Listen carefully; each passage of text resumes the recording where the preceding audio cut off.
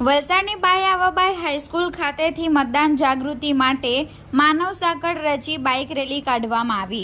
તારીખ 2 મે ગુરુવારના રોજ સવારે 8 કલાકે યોજાયેલી બાઇક રેલીની મળતી માહિતી મુજબ લોકસભા સામાન્ય ચૂંટણી 2024 અંતર્ગત 26 વલસાડ લોકસભા બેઠક માટે 179 વલસાડ વિધાનસભા વિસ્તારમાં મતદાર જાગૃતિ અભિયાન અંતર્ગત સવારે 8 કલાકે બાઈ આવાબાઈ હાઈસ્કૂલ ખાતેથી અવસરની આકૃતિમાં માનવ સાંકળની રચના કરી મદદનીશ ચૂંટણી અધિકારી દ્વારા બાઇક રેલીને પ્રસ્થાન કરાવી હતી, જેમાં વલસાડના 150 જેટલા બાઇક સવાર કર્મચારીઓએ ભાગ લીધો હતો।